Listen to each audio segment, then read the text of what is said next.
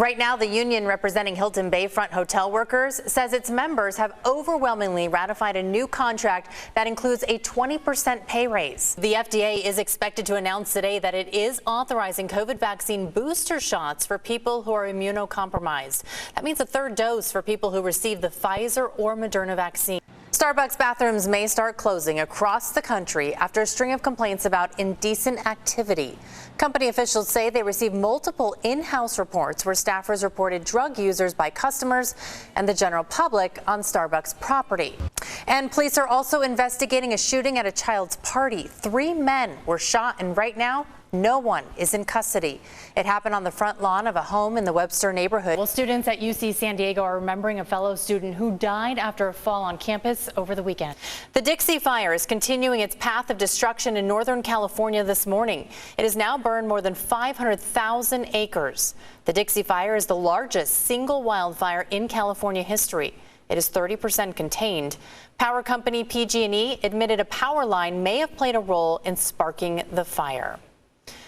It's definitely been warm, which obviously is very concerning here in San Diego. As we know, wildfire season now, Evan, is all year round. Yes, that's right. Okay, should we talk about something exciting? And fun, a little bit lighter. Yeah, let's do that. The Padres made a big move this weekend to improve their team ahead of this weekend's trade deadline. As for the coastal eddy and that onshore flow, that's why we see the clouds that have really just been hanging along the coastline.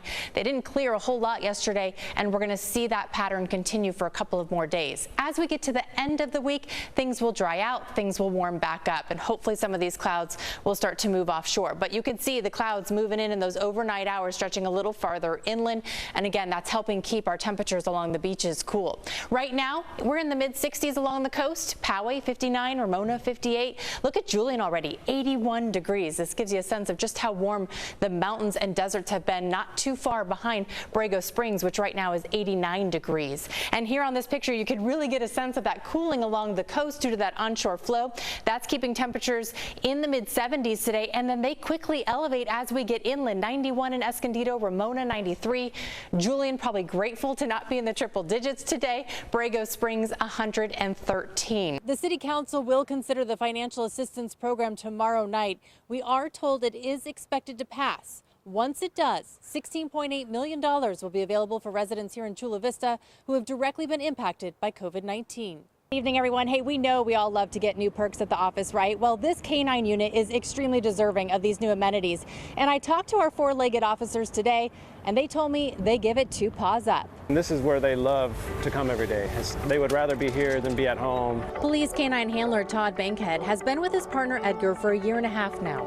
He says the bond between an officer and his canine is so special that it's hard to put into words. Oh, it's unreal. I mean, you spend more time with your dog than you do with your wife and kids. After 3 months of extensive canine training in Texas, the handlers are taught to make work the most rewarding part of the dog's day. Officer Bankhead says Edgar knows exactly when it's time to head to the station. He blasts through the door, jumps in the truck. I mean, without hesitation, that's all he wants to do is get in the truck and go to work. Thanks to a generous donation from a couple in Chicago, Edgar and his fellow canine officers like Bogey now get to enjoy fresh drinking water and a day at the spa in this brand new bathtub. She likes to roll around in a lot of stuff she shouldn't be rolling around in. And she gets stinky and dirty, and so it's nice to have the bath. Jillian and Russell Dagerdas discovered there was a real need after Russell talked to his brother, who is an officer here at Harbor Police Headquarters. We saw the pictures before of what it looked like before, and now seeing what we were able to help with in the after, it's fantastic. It's just, it's very fulfilling. We're super excited. We're happy for the dogs, happy for their handlers, and it's just an all-around, right? It's like a feel-good moment, so we're happy to be here. A big thank you to the Dagerdas family. It's very generous of them, and it really definitely upgraded our facility here. And we're back out here. You are now looking at a shed. This was also something they received as part of the donation. This houses their training equipment and is a big upgrade from what they had before. So between that, the new drinking water, and the bathtub, the officers here are extremely grateful. Guys, we'll get it back to you in the studio.